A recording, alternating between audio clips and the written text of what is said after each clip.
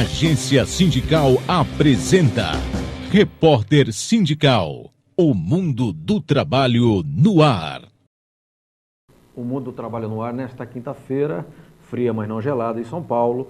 Nós damos continuidade à série Sindicalismo e Serviço Público, Sindicalismo e Funcionalismo. Como todos sabem, desde agosto do ano passado, quando iniciamos o programa com este formato, nós sempre fazemos programas temáticos. Então já falamos de sindicalismo em política, sindicalismo em memória, sindicalismo em eleições, sindicalismo em mídia, sindicalismo em cultura, sindicalismo em memória, sindicalismo em categorias, sindicalismo em educação e assim por diante. E agora estamos com a série do sindicalismo e servidores, sindicalismo e funcionalismo.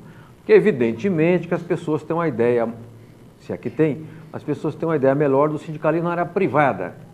Por quê? Porque o sindicalismo é muito presente. E o sindicalismo do setor público foi amordaçado pela ditadura. Só na Constituição de 88, os servidores conquistaram o direito de se organizar em sindicatos. Até então só podia associação de categoria, associação de classe. E de lá para cá, o Brasil é um país muito grande, tem mais de 5 mil municípios, 27 unidades na federação, a União também é muito grande, etc. É um país que tem um grande número de servidores em amplas e variadas, uma gama impressionante de funções no serviço público. E evidentemente que esse povo precisa se organizar em órgãos de classe. E essas pessoas fazem sindicalismo, essas entidades representam as categorias, dirigem lutas, fazem demandas, vão para a justiça, contratam advogados, contratam jornalistas para fazer o trabalho de assessoria. É um sindicalismo dinâmico e vem crescendo, né? E felizmente está acontecendo uma coisa boa. O sindicalismo do serviço público foi muito tempo, teve hegemonia da CUT. Eu não sou contra a CUT, absolutamente, mas acho que a hegemonia não era boa. Agora o sindicalismo está um pouco mais amplo. Então eu queria anunciar com muita alegria a presença de um amigo meu, antes de ser advogado, trabalhista e militante sindical, que é o Aparecido Inácio Ferrari de Moraes. Doutor Inácio, obrigado pela sua presença. Muito obrigado, Franzinho. Boa noite a todos vocês. Doutor Inácio, que diferença concreta, ou se há essa diferença entre fazer sindicalismo no setor privado e sindicalismo no setor público? E que diferença haveria também em ser assessor jurídico de um sindicato do serviço público e um sindicato da área privada? O senhor vai responder daqui a pouco, porque agora eu vou apresentar a nossa Ariane Soares. Boa noite, Ariane. Muito boa noite, Franzinho. Tudo jóia? É um prazer estar aqui novamente. Boa noite, doutor Inácio. E você é quem faz as perguntas aqui, não é? Sim, temos já bastante perguntas ao nosso entrevistado de hoje. Boa noite, você internauta que nos assiste. Se de repente quiser participar também da programação, você pode enviar a sua pergunta através do nosso WhatsApp 942709363, repetindo 011, né, São Paulo, 42709363, ou para o e-mail tv@agenciasindical.com.br, e você ainda tem a opção de mandar também pelo nosso Facebook, em facebook.com/agência sindical. Muito bem. Lembrando que o nosso programa passa aos sábados em Guarulhos, na TV Guarulhos, canal 3 da NET, das 20h30 às 21h30. Doutor Aparecido Inácio Ferrari de Medeiros. Pessoas das famílias ilustres têm esses nomes compridos, assim, não é? Meu é Zé da Silva, João Franzinho. Inácio, meu amigo Inácio, que diferença que tem entre fazer sindicalismo na área privada e área pública e ser advogado de entidades que você tem as duas experiências, na área pública e na área privada? Sim, fazemos um sindicalismo que a gente chama de sindicalismo misto, né? Porque advogamos para entidades sindicais. Eu advogo já na área sindical há praticamente 30 anos, completados agora. Eu tenho, inclusive, como período de advocacia, o momento que eu peguei minha carteira de estágio da OAB. Eu já advogava lá em Presidente Prudente, eu iniciei minha advocacia no Pontal do Paranapanema, quando eu comecei advogando para o Sem Terra. Não sabia. lá no Pontal, na área de conflito, aquela área agrária de grande conflito. Então eu advogava, como eu era estagiário de direito, em 1985, havia um provimento da OAB que permitia que os estagiários de direito assessorados, vistoriados por um advogado, sim, exercessem inúmeras atividades. E eu era estagiário, inclusive, de um professor de direito e também de uma pessoa que me ajudou muito na minha carreira, o que é juiz de direito hoje em Presidente Prudente, que é o Dr. Eduardo Gessi, a quem eu quero aqui render minhas homenagens, porque grande parte do que eu devo, no meu conhecimento, ao Eduardo Gessi, e também à professora Zélia Dantas Pinheiro, que era a minha professora de Direito do Trabalho, mas que na advocacia ela foi a minha ex-adversa. Certo. Olha que coisa, eu tive que brigar com a minha professora de Direito do Trabalho. Hein? Porque ela, além de professora de Direito lá na Faculdade de Direito em Presidente Prudente, ela era advogada dos canavieiros, dos donos dos canaviais. Sim. A região do Pontal do Paranapanema ela é uma região muito característica em Presidente Prudente por muitos canaviais. Sim. A monocultura tomou conta do interior do estado. Lamentavelmente, porque acabou com as pequenas propriedades, houve uma concentração muito grande do monopólio da terra, e a característica do Pontal do Paranapanema era o fato de que as terras lá eram terras consideradas, aspas, grilo, ou seja, terras que não tinham dono, terras que tecnicamente são chamadas de terras devolutas, porque é terra que o governo brigava por elas, os fazendeiros também, os sem terra, então iniciei em 1985 nesse conjunto de situações aí. E para qual primeiro sindicato de trabalhadores que você atuou? O Sindicato dos Trabalhadores Rurais de Presidente Venceslau, o Sindicato das Empregadas Domésticas, Associação das Empregadas Domésticas de Presidente Prudente, a Associação dos Trabalhadores em Artefatos e Curtimento de Couro de Presidente Prudente e o Sindicato dos Vigilantes de Presidente Prudente. Foram as 4 entidades em que basicamente eu comecei trabalhando em 1985. O presidente dos vigilantes, quem que era? O Joaquim? Joaquim, negão, fortão. Legal, gente boa. Gente boníssima. Depois veio para a federação, aí eu perdi o contato com ele, né? Perfeito. As domésticas, até hoje existe a associação, mas a companheira que era presidente da época, eu não me lembro mais, perdemos o contato. O presidente do Sindicato dos Trabalhadores Rurais, não sei se você o conheceu, era o Amaro, um comunista, baixinho, briguento, muito aguerrido, comunistão, daqueles autênticos mesmo, que ia ferro e fogo. E naquela época, a luta do meio rural, especialmente do canavial, era muito ingrata, porque nós brigávamos por água potável. Pois é. Imagina! Negociações coletivas, inclusive fiz muitas negociações mediadas pelo Pazianotto, pelo doutor Pazianotto, que hoje é advogado, mas na época ele era secretário de Relações do Trabalho. Me lembro. E tínhamos assim que a nossa pauta de reivindicação era água potável, sanitário, que as ferramentas não fossem transportadas no mesmo caminhão que os boia-frias eram transportados, que eles tivessem direito à carteira registrada. Então foi assim esse início do movimento sindical que eu me orgulho e me honra e me emociona muito dizer que foi há 30 anos atrás, quando eu peguei minha carteira de estagiário, né? Então... doutor, você era amigo do Ricardo Wagner Garcia? Coincidência, o Ricardo Wagner Garcia foi meu primeiro sócio. Não sabia? Meu primeiro então vou dizer uma história. O Ricardo, eu fui criado em Americana. Sim, Americana, nasceu lá. E nós estamos aqui, perto da Baixada Glicério, eu dividi República com o Ricardo. Aonde? Aqui em São Paulo? Aqui na Baixada do Glicério. Mas ele fez direito aqui? Ele começou jornalismo aqui. Jornalismo. Então, o Ricardo, nós nos conhecemos, ele era jornalista, assessor na prefeitura. Sim. Na época, eu também fazia militância política e eu militava no MDB. Certo. Militava no MDB. E fui militar no movimento da igreja na Pastoral da Juventude. Entendi. Né? Até o bispo lá de Prudente, uma coisa que ninguém está sabendo disso, né? O bispo não gostava muito do Dom Agostinho. Ele era capelão do exército e não gostava muito que a gente misturasse a questão. E tínhamos lá uma política de fazer um trabalho da juventude na periferia, que naquela época a Pastoral da Juventude ela era uma consequência da Pastoral Operária. Né? Tinha uma ligação com a Pastoral Operária. Perfeito. Doutor Inácio, daqui a pouquinho você retoma contar essa história, porque vai vendo aqui, eu não combinei nada, como todo o programa. Né? Eu lembrei do Ricardo, que era presidente Prudente, acho que ele era amigo do Ricardo. Olha, coincidência. Que é meu colega há tantos anos. Porque nós temos as perguntas, então eu queria falar com a nossa Ariane Soares se ela já pode encaminhar as perguntas, as difíceis, para o doutor Inácio, que é o nosso convidado hoje, ele bate tudo de prima, tá? Hoje eu vou dar início com uma pergunta mais simples. A pergunta é de Maria Aparecida de Deus, ela enviou para a gente hoje pelo WhatsApp, ela é secretária-geral do Sindicato dos Trabalhadores Públicos da Saúde no estado de São Paulo. Vamos lá. A pergunta: com a precarização do trabalho, os trabalhadores têm um empobrecimento imediato e a terceirização vem com força total. Nesta condição, o sindicato fica mais enfraquecido. Na sua avaliação, como podemos combater essa situação? Caramba, você falou que essa pergunta era fácil?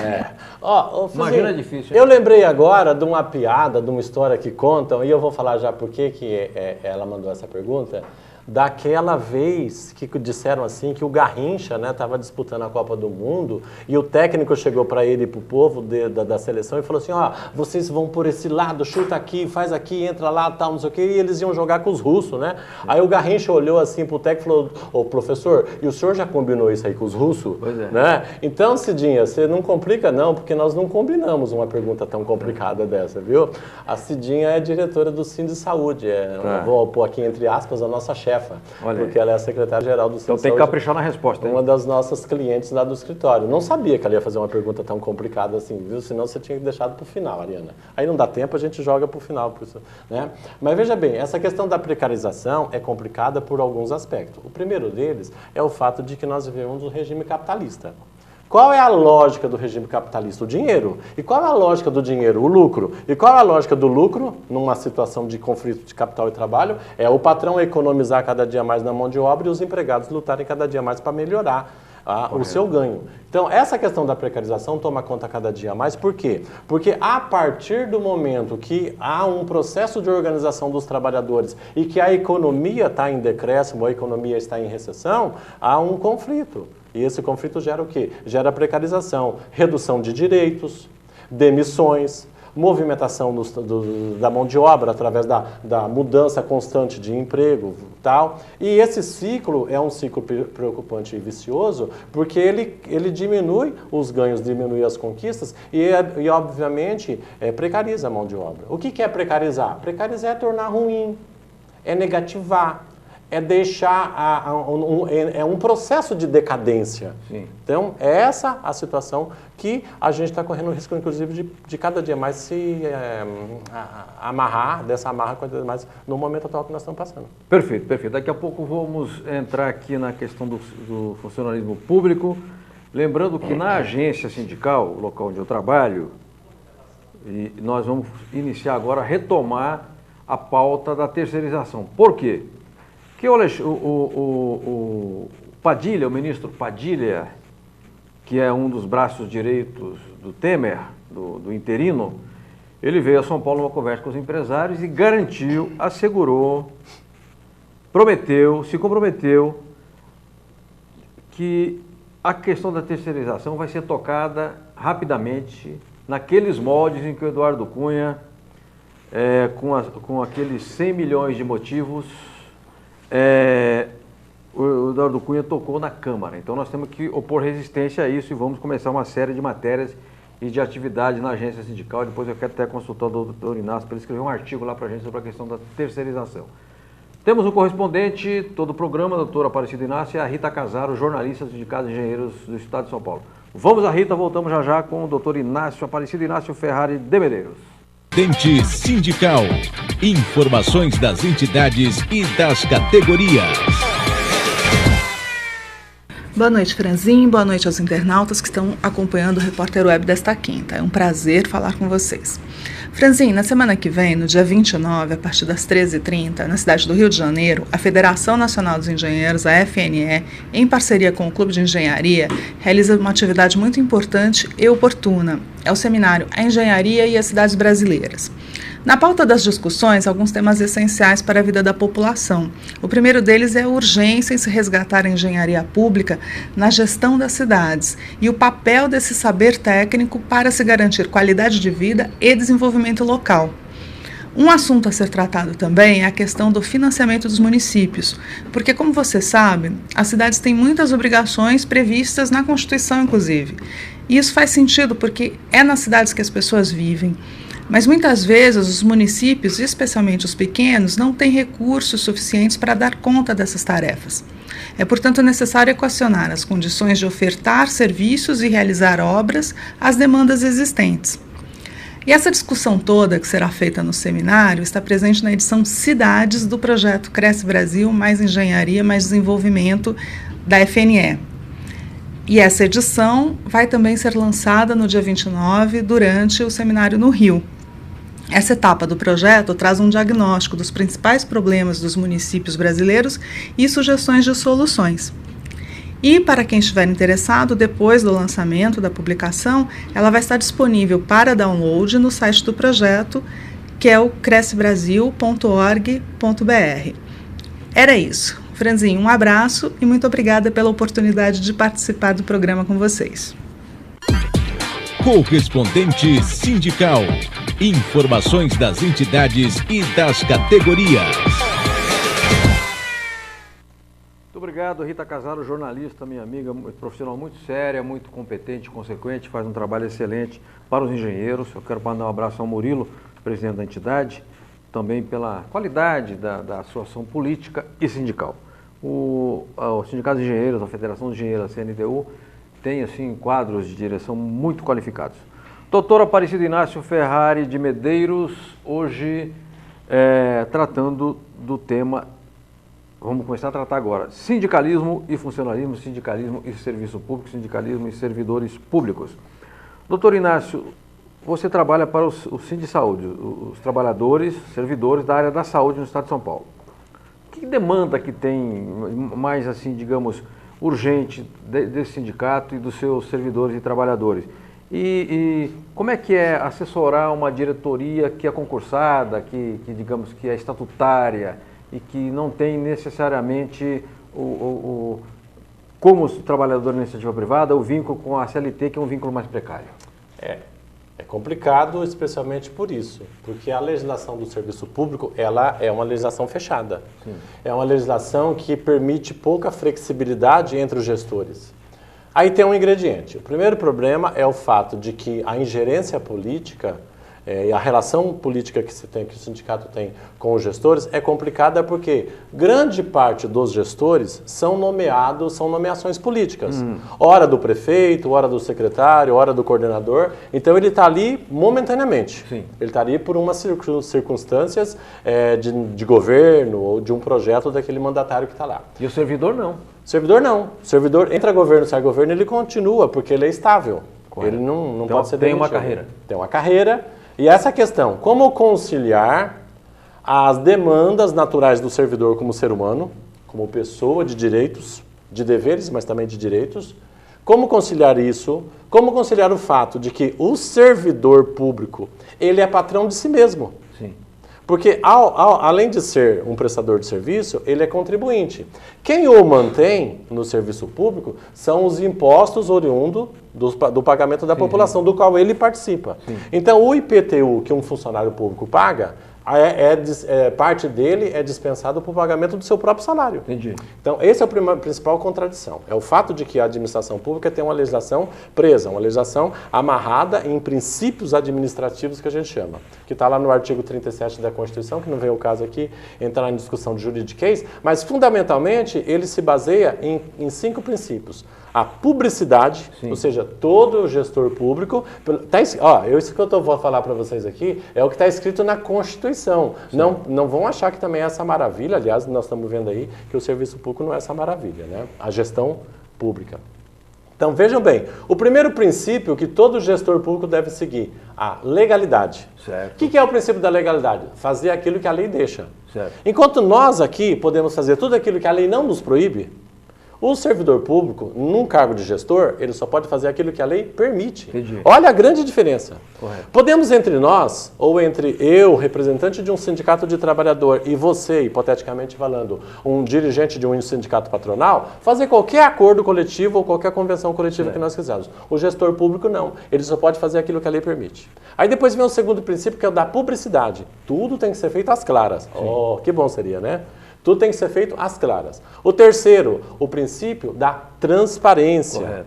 O princípio da moralidade administrativa e o princípio da razoabilidade. Entendi. Então são normas que, de maneira geral, norteiam, baseiam, pautam a conduta dos administradores públicos e que nós temos, enquanto dirigentes sindicais e representantes desses dirigentes sindicais numa mesa de negociação, trabalhar esses princípios de forma a não ofender a lei, não ofender a Constituição, não violar o princípio da transparência, mas dar aos servidores condições de maleabilidade dentro deles. Perfeito. Essa é a primeira coisa de caráter geral. Agora, no específico, tem problemas pontuais. gestores autoritários. O grande problema da administração pública é o autoritarismo. Olha aí.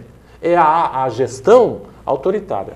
E aí entra a questão do assédio hoje. Sim. Né? Que pode parecer uma coisa banal, mas o funcionalismo público hoje passa por uma gestão de conflito, passa por uma gestão contraditória, passa por uma gestão de interesses que traz a todo o funcionalismo uma situação de assédio muito grande. Doutor Inácio, deixa eu te interromper. Pode Porque interromper. o assédio não é só do gestor. Esta semana mesmo eu conversei com o Rogério, que é o presidente de exercício do Sindicato de Servidores Municipais de Guarulhos, e o que está acontecendo? Porque eu estou dizendo que é saúde. A Secretaria Municipal de Saúde perdeu cerca de 300 funcionários em 4 anos. Isso tem impacto numa cidade do tamanho de Guarulhos. Ora, o que acontece? As vagas não foram repostas, as demandas aumentaram, aí o usuário vai para cima do servidor. Sim, Inclusive, uma auxiliar de enfermagem foi agredida. Então, há um assédio quando o usuário chega lá e dá uma descompostura no servidor público, cria um constrangimento no servidor, isso também é assédio. É um assédio, mas é um assédio diferente, porque ele não é de igual ao assédio no serviço público, que é um assédio de natureza no campo do trabalho descendente, ou seja, de cima para baixo. Mas estou falando então de um assédio duplo, um duplo assédio. Mas o problema aí é que nesse caso o cidadão, ele está obviamente cometendo um abuso. Abuso, é um abuso. Ah, é diferente. É um abuso do seu exercício do direito. Ou seja, ele pode reclamar, mas ele não pode partir para a violência. Isso chama-se exercício arbitrário das próprias razões.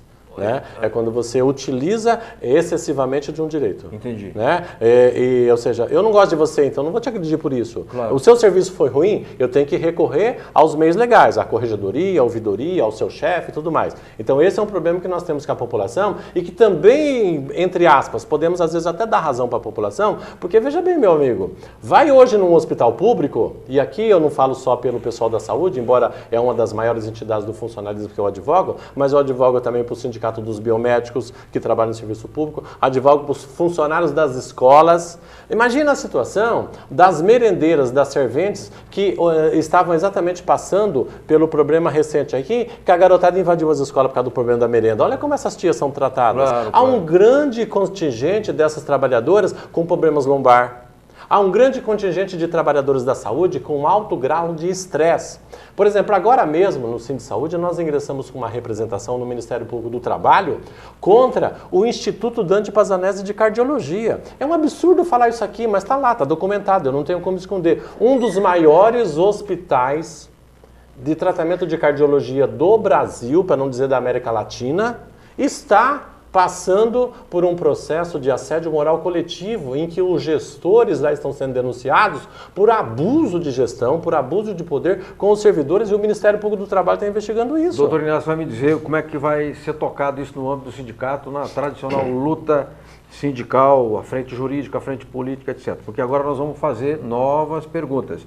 Eu quero, o Edu me avisa, então eu vou passar para a nossa Ariane Soares. Ariane, temos perguntas novas aí para o Inácio, doutor Inácio? Vamos dar andamento ao mesmo assunto, né, de assédio moral. Hoje, conversando com o Edmundo Roberto dos Santos, que é diretor de assuntos jurídicos do Sindicato dos Trabalhadores no Serviço Público Municipal de Presidente Prudente, é o Sintrap, ele até está assistindo a gente aqui. A pergunta dele é a seguinte: qual a forma ou meio mais fácil de um servidor conseguir provas de que sofreu assédio moral? Interessante, hein? Interessante. E um abraço ao Edmundo, não me lembro fisicamente dele, mas Prudente é a minha cidade de coração. Eu sou pirapoense, né, piraposense, nasci ali pertinho de Presidente Prudente, numa cidade pequena que tem lá que se chama Pirapozinho, mas me criei em Presidente Prudente, foi onde eu fiz a faculdade de Direito e tal, e iniciei na minha advocacia e conheço o pessoal do Sintrap, a diretoria, e é uma entidade muito combativa ali na região que representa o funcionalismo de vários municípios ali de Presidente Prudente, da região de Presidente Prudente. E veja bem, Edmundo, este é o pior problema que nós temos na questão do assédio, a prova. A prova, ela pode ser feita de várias formas. A principal delas é a prova testemunhal, né? Que nós, advogados, não gostamos muito de prova testemunhal. Porque a testemunha, ela às vezes, por uma pressão do juiz... Oscila muito. Por um ambiente ou por esquecimento, nos atrapalha. A melhor prova é a prova documental. Então, o caso que eu dei, por exemplo, que eu exemplifiquei desse assédio que está acontecendo no Dante Pazanese. Então, como é que vocês estão... O que é esse assédio? Como é que ele é materializado? Como é que vocês provam? É a gestão de conflito. É a gestão de perseguição.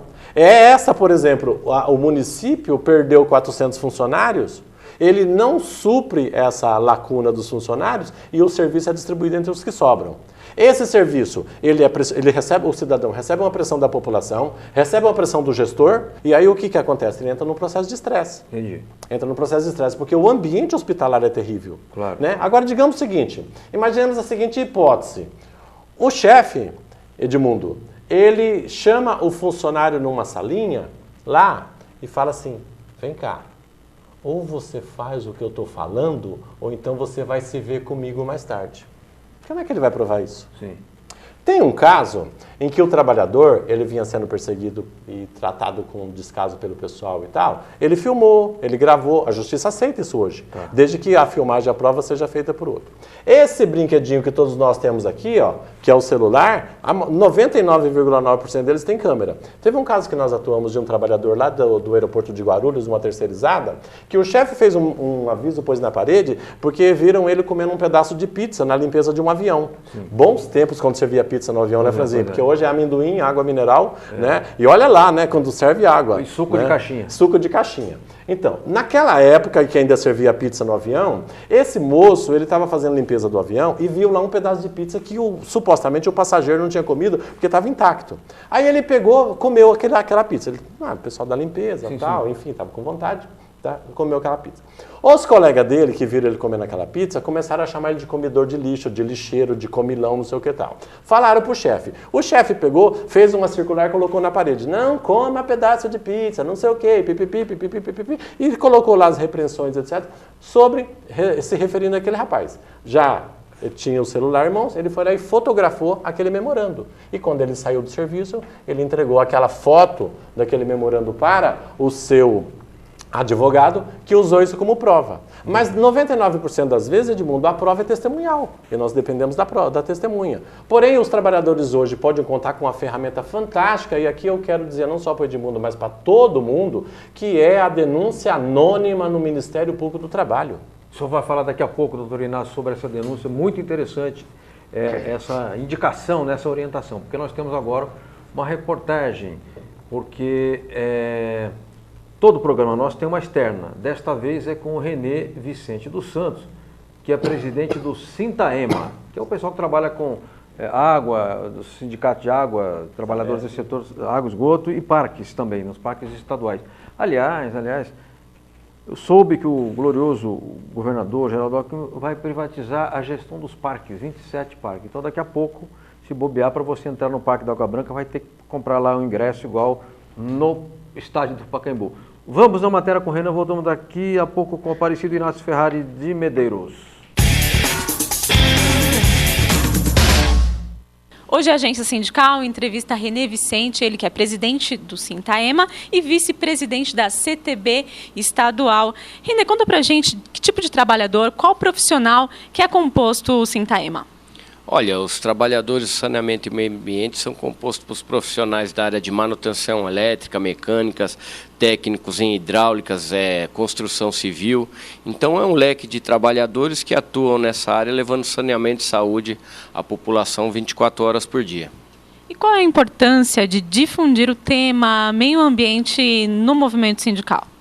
Olha, é extremamente importante que as centrais sindicais, que os sindicatos comecem a abordar com mais ênfase essa questão do meio ambiente, porque o meio ambiente hoje, antigamente era uma discussão que se dava em nível mais universitários, né, mais profissionais que debatiam isso, e acho que o trabalhador no dia a dia, ele tem que entender essa importância do meio ambiente, a sua colocação no local de trabalho, a interferência que ele tem no meio ambiente. Então, ele conhecendo, ele vai poder interferir melhor em prol da sociedade.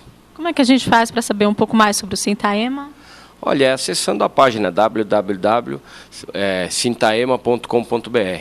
Certo, obrigada. Muito obrigado, nós que agradecemos. Muito bem, voltamos com o programa Repórter Sindical Mundo do Trabalho no Ar. Antes de retomar o programa e a falação com o doutor Inácio Ferrari de Medeiros, Aparecido Inácio, eu queria comentar um fato rapidinho. Ontem, mais ou menos, a esta hora, eu estava com o Eduardo Pavão, jornalista amigo meu, consultor sindical, no canal comunitário, gravando um vídeo da semana. E ele tomou conhecimento de um problema acontecido em Rio Claro. Um empresário se enforcou dentro do salão da fábrica, uma fábrica muito grande, tinha 1.200 empregados, agora está com 870, mas é uma fábrica muito grande. Imediatamente nas redes sociais o assunto espraiou, né, esparramou, e jornalistas, colunistas notáveis, inclusive canalhas notáveis canalhas, trataram de botar a culpa no sindicato, dizendo o seguinte: o patrão se matou porque o sindicato não negociou com ele, se recusou a negociar. A empresa está em dificuldades, o patrão propôs a redução de salário e jornada de salário pelo layoff e o sindicato se recusou. Então o sindicato é culpado, esse povo de PT e CUT está quebrando o Brasil e tal. Bom, resultado, não é do PT, não é da CUT, é filiado ao GT. O presidente é o Rangel. Então eu liguei hoje, chama Ademar Rangel, e fiz uma matéria para que ele explicasse o que aconteceu. Então está no site da agência sindical, www.agenciasindical.com.br, a versão que aqueles colegas jornalistas não tiveram a hombridade de ligar para a fonte e ver: escuta, Rangel, tem um BO sério aí, tem uma vida que se perdeu, o que aconteceu? O que o sindicato tem a dizer? Isso é obrigado, o jornalista tem que ouvir os dois lados. Se estava expondo as posições, eventualmente, de uma entidade patronal, já porque o patrão não podia falar mais uma vez, evidentemente, que tinha se matado, tinha que escutar o sindicato. Então nós fizemos a nossa parte e ouvimos o Rangel, está no site da agência sindical, depois vai também no boletim eletrônico da agência sindical. Mas retomando aqui com o Aparecido Inácio Ferrari de Medeiros, eu queria saber o que é essa denúncia anônima ao Ministério Público do Trabalho que o servidor pode fazer caso ele se sinta constrangido, assediado, abusado, lesado no seu direito, e o cidadão também pode fazer. O que é isso? Qualquer pessoa pode. Tem que ir lá e levar uma carta, mandar e-mail, como é que faz? Veja bem, primeiramente, deixa eu só esclarecer que havia uma discussão quanto a essa questão da denúncia anônima, da validade da denúncia anônima. O Supremo Tribunal Federal, por N situações, especialmente pelas dificuldades de inquéritos e tudo mais, passou a admitir a denúncia anônima a partir do momento em que o investigador, né, o órgão que recebe aquela denúncia e faz a investigação, assegure para o denunciado amplo direito de defesa. O amplo direito de defesa é um princípio da Constituição Federal, que diz o seguinte: ninguém poderá ser acusado, preso, condenado, sem que se assegure o amplo direito de defesa. Será que o Sérgio Moro sabe disso? Então, a gente já pensou em perguntar isso para ele, né? Porque, infelizmente, o que tem sido visto aí não é bem um respeito a esse princípio. Mas, deixando de lado a questão da Lava Jato, o que acontece? O Ministério Público ele tem uma função institucional de defesa da sociedade. Entendi. O Ministério Público ele se compõe de 3 áreas, basicamente. O Ministério Público Federal, que todo mundo ouve falar nos últimos dias, nos últimos meses, por causa da Lava Jato de Curitiba. Então, são os chamados procuradores federais. Tem o Ministério Público do Estado, que é aqui pertinho, na rua Riachuelo, a sede dele. E tem o Ministério Público do Trabalho. Quais são as funções de cada um? O federal, obviamente, investigar as questões que envolvem crimes federais. Sim. O estadual, as questões que envolvem crimes no Estado, e o Ministério Público do Trabalho, aquele que envolve questões trabalhistas. Então, são 3 setores.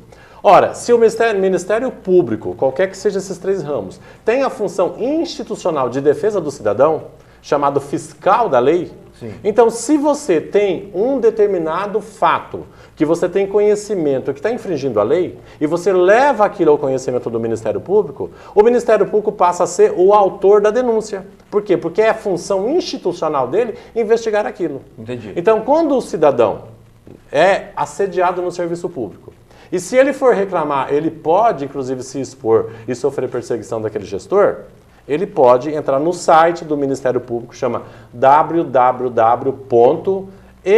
M de Maria, P de Pato, T de Tudo, .gov.br, Ministério Público do Trabalho. Então digita lá no Google, denúncia anônima no Ministério Público. Aí ele escolhe. Vamos supor, na sua cidade, você está sabendo que o prefeito desviou dinheiro da merenda. Ou que ele pegou o dinheiro de uma obra e desviou para outra. Ou que as ambulâncias da sua cidade estão caindo em caco. Você entra no site do Ministério Público do Estado, por quê? Porque é um problema do Estado. Está acontecendo com o prefeito e fala, eu tomei conhecimento assim, assim. Você vai se identificar, é obrigado. Só que aquela sua denúncia, ela fica guardada à parte do processo. Entendi. Não é revelado. Se o promotor fizer isso, o procurador fizer isso, ele responde ao inquérito, a um processo, porque ele é obrigado a guardar sigilo da fonte. Entendi. Como no jornalismo, Sim, você tem que guardar sigilo da fonte. A mesma coisa no Ministério Público, o Ministério do Trabalho.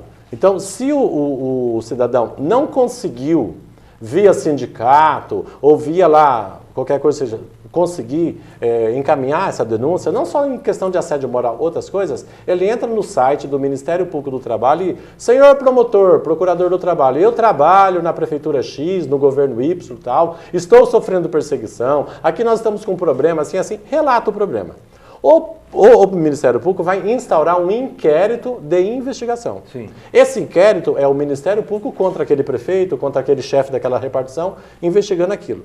Aquilo é chamada a pessoa para depor e, a partir daí, o Ministério Público inicia uma investigação em que ele vai verificar se aquele problema é individual teu ou se ele é coletivo. Entendi. Se for coletivo e se o Ministério Público comprovar tudo aquilo que foi denunciado, ele faz uma ação chamada ação civil pública. Entendi. Contra o gestor. Que é a mesma ação civil pública que o Eduardo Cunha está sofrendo lá. Entendi. Né? Porque ele fez o quê? Desvio de dinheiro público. Entendi. Muito bom, muito bom. Eu quero fazer mais perguntas depois ao doutor Aparecido Inácio, advogado trabalhista, ciclista também, eu tenho visto lá na internet, subindo montanhas de bicicleta. Descer é mais fácil, mas é mais perigoso. Descer é mais difícil. E meu amigo, nós temos agora um intervalo, vai falar a OGT, União Geral dos Trabalhadores, dá o seu recado e daqui a pouco voltamos, após a mensagem da OGT, para falar de sindicalismo no serviço público, sindicalismo em servidores, agora também com essa questão do Ministério Público, que é interessante. Todos nós estamos aprendendo muito aqui. OAB não nos escute, a aula aqui está sendo de graça hoje, não vai mandar os honorários aqui, das cobranças depois, da tabela da OAB, não da ordem, tá bom? É utilidade pública aí. Então tá bom, está explicado. Vamos lá ao nosso intervalo, voltamos já, ok?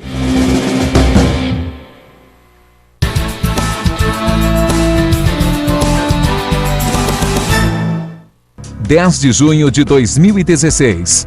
Uma grande homenagem aos 75 anos de fundação do Sindicato dos Comerciários de São Paulo, comemorado na Assembleia Legislativa do Estado de São Paulo.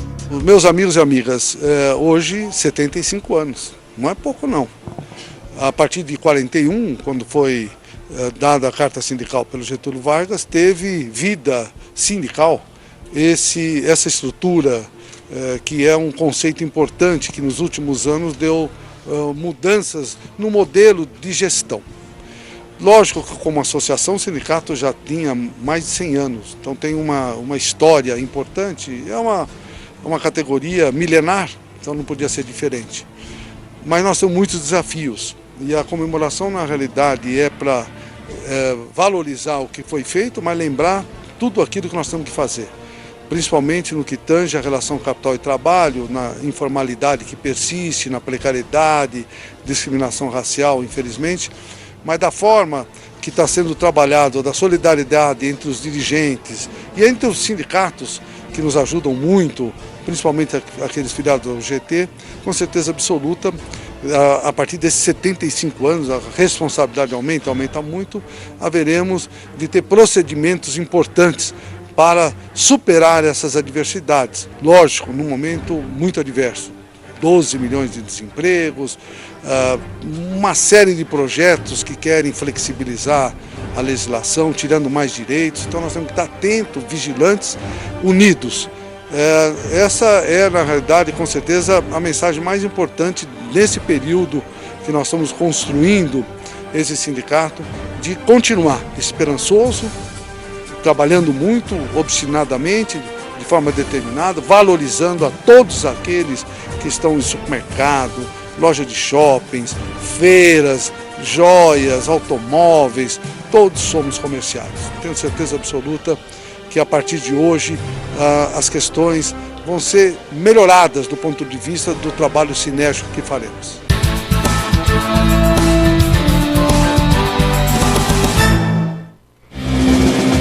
Voltamos com o repórter sindical Mundo do Trabalho no Ar, hoje com o doutor Aparecido Inácio, advogado trabalhista, falando de Sindicalismo e servidores, sindicalismo e funcionalismo. Vi aí o Ricardo Patá, meu amigo, meu vizinho. Quero mandar um abraço ao Patá, parabenizar os sindicatos comerciais de São Paulo pelos 75 anos. Um abraço também ao Romano, seu ex-presidente, ao Marcos Afonso, ao Gonzaga, ao Edson Ramos e tantos amigos que temos naquela entidade. Doutor Inácio, vamos passar as perguntas, que tem fila de perguntas, me informa a Ariane aqui. Vamos lá? Vamos.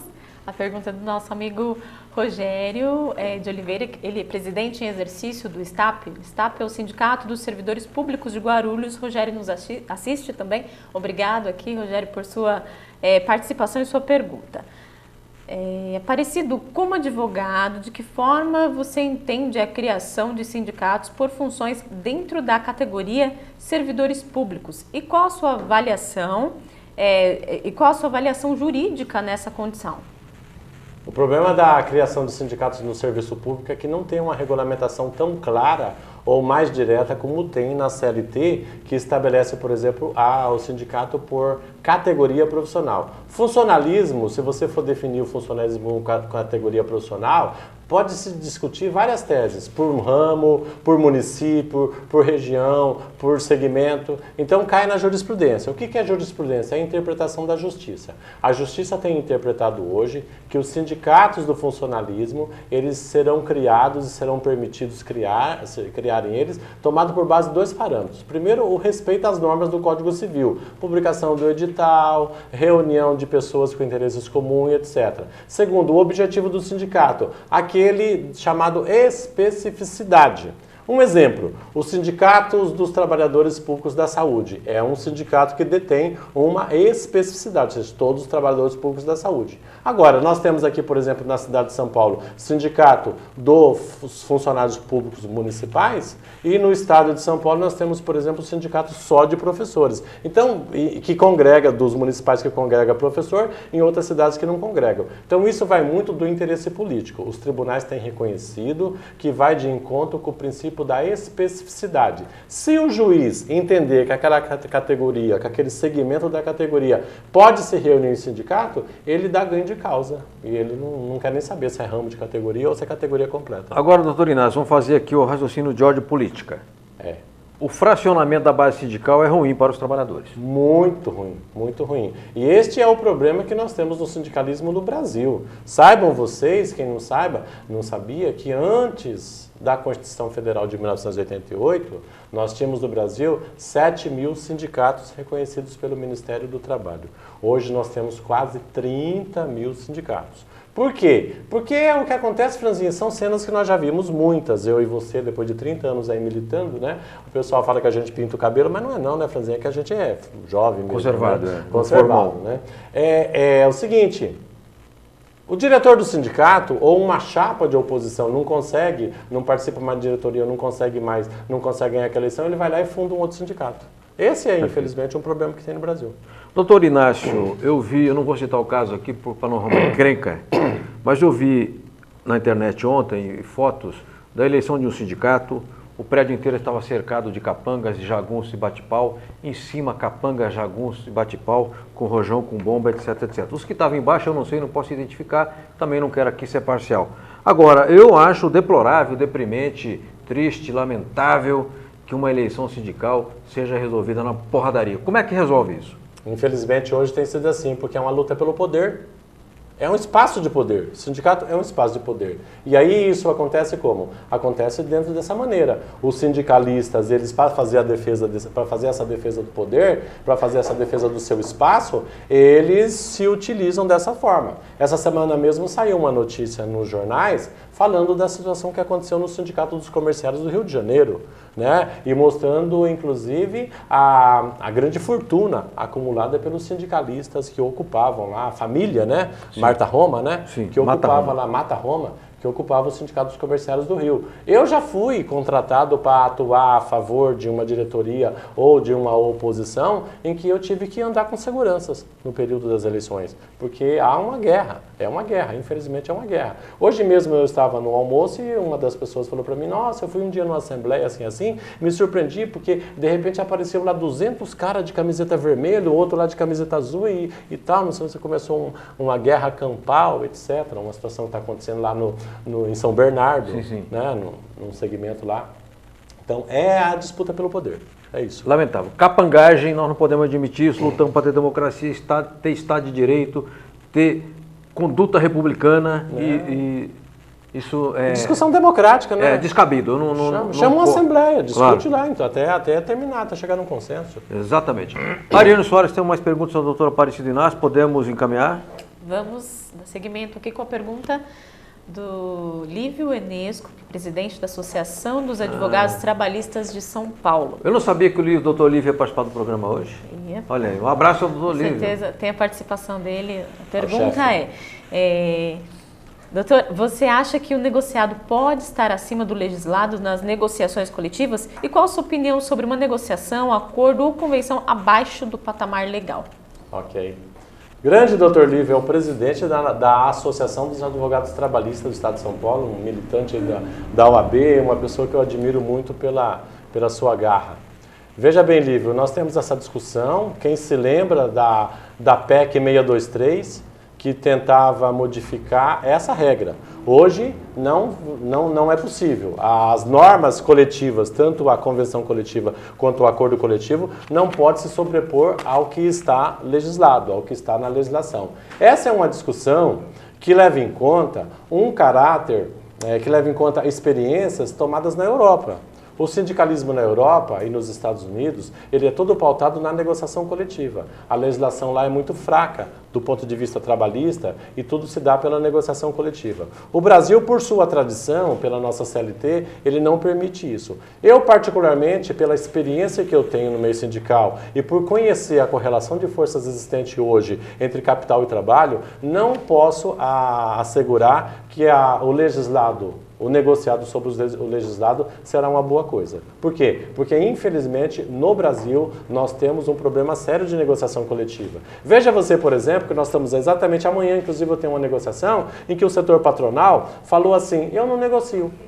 Eu não negocio, não tem acordo, ou vocês aceitam parcelar o reajuste, ou então não tem acordo, senão vocês vão para a justiça.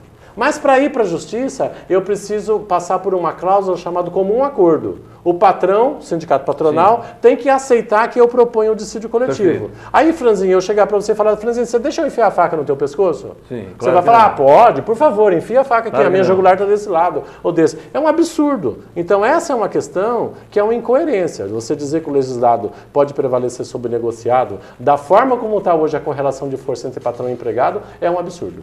Perfeito. Doutor Aparecido Inácio, o governo interino disse a que veio. No dia 29 de outubro do ano passado, publicou o PMDE, o Plano Temer, uma ponte para o futuro, que aponta em duas direções. Privatização, apropriação de bens do Estado pelo setor privado e desregulamentação do direito trabalhista, portanto, tendo como consequência arroxo salarial. A área privada do movimento sindical está muito incomodada e esperneando, digamos assim, indo à luta contra. Te pergunto, essas propostas de desregulamentação, de negociado sobre o legislado, isso afeta o serviço público também, o trabalhador da área pública, ou não necessariamente? Ou ele é regido pelo estatuto? Mas tem muito seletista no serviço público. Mesmo que seja seletista, não afeta, porque os gestores eles só podem agir dentro da lei. Tá. Então, eles só podem fazer qualquer alteração que for estabelecida pela Câmara Municipal, pela Assembleia Legislativa ou pela Câmara Federal. Ou pela lei orgânica do município. Pela lei orgânica do município. E o que acontece hoje, nas negociações que nós temos no serviço público, tanto no Estado quanto nos vários municípios que a gente tem feito a negociação se dá da seguinte maneira: o sindicato se mobiliza, prepara a pauta, vai para a negociação, vai para a mesa de negociação, fecha um acordo com o secretário ou com o gestor político, seja lá o prefeito, como for. Hoje mesmo tivemos negociação da greve dos trabalhadores da saúde. Semana passada fechamos um acordo lá na cidade de Poá com o secretário municipal lá de gestão também. Tivemos hoje, semana passada, uma negociação em Diadema, em que o acordo, em princípio, é fechado entre o sindicato e o gestor público, e depois ele é enviado em forma de projeto de lei, ou é baixado e editado uma portaria ou um decreto. Depende da atribuição regimental daquele. Então não pode prevalecer o negociado sobre o legislado, tem que ser feito por norma pública, seja decreto, seja portaria, ou seja projeto de lei enviado para o órgão legislativo. Muito obrigado. Eu quero mostrar dois materiais de área comercial, embora não especificamente idênticas, né? Aqui é um guia de benefícios feito pelo Sindicato dos Práticos de Farmácia de São Paulo, o presidente Brito, quero mandar um abraço a ele. Conheça seus benefícios, universidades, cursos, clínicas, hospitais, convênios e assistência odontológica 24 horas. E fala que, claro que também o sindicato tem uma convenção coletiva, aliás tem mais que uma convenção coletiva e acordos coletivos por empresa. Então, abraço ao Brito, à sua diretoria e parabéns por ter divulgado esse material. Um segundo material olha que interessante, eu não tinha combinado, é da CNTC, Assédio Moral no Trabalho. A Confederação Nacional dos Trabalhadores no Comércio fez uma cartilha, digamos, vamos chamar aqui de cartilha, exatamente falando o que é o assédio moral no trabalho, quais são os principais alvos, quais são os objetivos do agressor, quais são as consequências para a vítima e aí tantos outros assuntos interessantes. Parabéns ao Levi, ao Lorival e à sua diretoria, a todos os que tomaram a iniciativa política de produzir esses materiais. Eu tenho um terceiro material aqui, mas como ele é um material sindical / partidário, eu não quero mostrar para amanhã não dizer que estamos fazendo aqui apologia do partido A ou do partido B.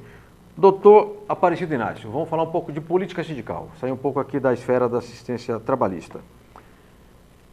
Eu estou no movimento sindical há muitos anos e nós evoluímos bastante, mas eu acredito que tem um gap, tem uma coisa que precisa ser arrumada, que é um certo distanciamento entre o sindicalismo do serviço público e da área privada. Fortalecer o sindicalismo da área pública significa fortalecer entidades que vão nos ajudar a valorizar o serviço público. E todos nós somos usuários de serviço público. Rico, pobre, os pobres mais, evidentemente. Deveriam, pelo menos, né? Como é que pode aproximar melhor o sindicalismo do serviço público com o sindicalismo da área privada? É através das centrais, das federações ou das lutas comuns que tem na cidade, nos estados? Como é que o senhor vê isso? Só através das lutas comuns, porque as centrais as centrais, a filiação às centrais ela é espontânea. Eu vou participar daquela central, dessa ou daquela central, de acordo com o que a minha assembleia deliberar. Mas na luta comum do dia a dia que se dá isso? Pelo seguinte, porque como eu falei, o servidor público ele também é cidadão, ou o cidadão que é servidor público, ele também sofre consequências. Né? Imaginemos uma greve do serviço público da saúde, o trabalhador, mesmo o servidor público da área da educação, ele não vai poder ter acesso ao médico, ao hospital. Então é na luta comum do dia a dia. O que está acontecendo hoje é que a situação está tão crítica que o pessoal tem que brigar tanto e tem que correr tanto que não sobra tempo para as entidades sindicais sentarem para discutir essas questões comuns. Né? Infelizmente não dá tempo. Aí não havendo diálogo, não dá para formular uma pauta em comum. Não dá para formular. Sem contar que eu tenho uma posição pessoal no tocante a essas divergências que tem muito grande entre as centrais sindicais, especialmente daquelas que assim, tem algumas que até rejeitam entidades do funcionalismo, não estimulam a participação de entidades do funcionalismo. E o próprio funcionalismo, infelizmente, está muito dividido, lamentavelmente. Né? Tem setores aí que a gente conhece que tem 3 ou 4 correntes sindicais brigando por aquele sindicato, que isso divide demais a luta comum do dia a dia. Perfeito. Doutor Aparecido Inácio Ferrari de Medeiros, advogado, assessor sindical, ciclista, notório ciclista. Há mais perguntas e eu vou passar para a Ariane Soares encaminhar aqui o nosso ilustre convidado. Podemos ir? Vamos. Pergunta de Rubens Souza, ele é aluno da Escola do Jazz e mandou essa pergunta para a gente hoje pelo WhatsApp. Obrigado, Rubens, por sua participação. Doutor, muda de alguma forma a agenda e a luta dos servidores com o governo de Michel Temer? Muda especialmente na questão de 2 aspectos que eu tenho notado. A transparência da gestão e o encaminhamento das demandas. Né? O encaminhamento das demandas, ou seja, a forma de receber e te dar tratamento àquela demanda. Né? E eu tenho essa experiência dos 2 governos anteriores. Sim. Eu advoguei e atuei no funcionalismo do governo Fernando Henrique e advoguei e atuei no funcionalismo nos 2 governos, nos 3 governos do PT, né? Nos 3 governos do PT. E advoguei para entidades do funcionalismo federal. Tá? E também acompanhei a questão legislativa. E houve uma diferença assim, enorme da mudança de governo. Né? Com a entrada do governo Lula para cá, do governo do PT, houve uma abertura de negociação, foram instaladas mesas de negociação, havia assim pode não ter tido todos os avanços. E aqui eu não estou defendendo o PT, PSDB, não. Só estou falando da experiência minha como advogado. Correto. Como pessoa que senta na mesa todo dia. Todo dia nós temos negociação coletiva em algum lugar. Alguma DRT, algum Ministério Público, alguma prefeitura, alguma secretaria de qualquer governo. E também com a experiência de quem participou de negociação em outros municípios que não São Paulo, em outros estados. Tá, entendi. Já atuei no Rio de Janeiro, em outros, no Rio Grande do Norte, em outros lugares. Então, é a postura do governante. Né? Se o governante, ele é um governante democrático, um governante aberto às discussões, há um avanço tranquilo. Por exemplo, você diminui o número de greves. Vocês verificarão, e aqui eu chamo a atenção, para o fato de que o número de greves nesse governo vai aumentar muito mais do que era no governo anterior. Perfeito. Doutor Inácio, deixa eu fazer uma pergunta agora na questão profissional. O senhor estava me dizendo que dirige, não, eu te conheço, né? Mas com um sócio. Sócio titular do escritório Aparecido Inácio Pereira Advogado, desde 91. Fale onde fica seu escritório, que tipo de serviço ele executa e, se é possível, não sei se pode, divulgar um telefone de contato. Tá. Nós estamos já há 25 anos advogando nessa área. Meu sócio Pereira, né? É Moacir Pereira. Nós ficamos na rua Martins Fontes, 197, ao lado da DRT aqui na cidade de São Paulo. No centro. No centro, bem pertinho aqui do Hotel Jaraguá. Advogamos na área do funcionalismo público e na área dos trabalhadores do setor privado. São mais ou menos umas 30 entidades sindicais que nós advogamos, que nós atuamos e prestamos assessoria. A característica da nossa advocacia é na área coletiva. Temos uma característica na área coletiva, ou seja, a entidade sindical tocar as demandas coletivas da entidade sindical. Não é o tradicional plantão na entidade. Também fazemos bastante plantão na entidade, mas a partir daí surgem as demandas coletivas. Né? Entendi. Temos, todo dia nós damos 2 plantões nas mais variadas entidades que nós assessoramos. E o nosso telefone para contato é 3256-1159. Agora, o escritório Aparecido Inácio Pereira advoga só para entidade de empregados ou também para entidade de empregadores? Só de empregados. Somos ao todo 50 pessoas na equipe. Eu e meu sócio, nós temos alguns coordenadores, temos 22 advogados que trabalham conosco, alguns funcionários, estagiários, enfim, somos uma equipe de 50 pessoas que estamos diuturnamente prestando serviço apenas para o trabalhador. E em âmbito nacional ou só no estado de São Paulo? Basicamente hoje no estado de São Paulo, porque cresceram muito as nossas demandas, mas já atuamos em outros estados. Mas hoje basicamente no estado de São Paulo, em cidades do interior e também na capital. Muito bem, muito bem. O implacável diretor, com chicote na mão, Edu, está dizendo que encerrou o programa. Mas antes de encerrar aqui com o doutor Aparecido Inácio Ferrari de Medeiros, a quem eu agradeço muitíssimo a gentileza de ter vindo aqui nos brindar com seu conhecimento, com sua boa vontade, eu quero lhe dar uma camiseta da Agência Sindical, que é a empresa onde eu atuo, sou fundador, há 25 anos, deixar uma camiseta e dizer para o senhor fazer uma visita para a gente tomar um café lá na agência. Temos a nossa emissora também na web, na rádio, né? Para fazer uma entrevista um dia desses. Tá bom. Agência Sindical, 25 anos, saber é poder é o nosso lema. Vamos em frente até quinta-feira que vem com um novo repórter sindical tratando ainda este mês de sindicalismo e serviço público. No mês que vem, um outro tema, estamos discutindo se vai ser sindicalismo e mídia, e estamos vendo ainda, definiremos e avisaremos pelo site da Agência Sindical, pelo boletim eletrônico Repórter Sindical ou pelas redes sociais. Até quinta-feira que vem, um forte abraço, muitíssimo obrigado a todos e a todas que nos acompanharam e ajudaram aqui a botar o programa no ar, ok?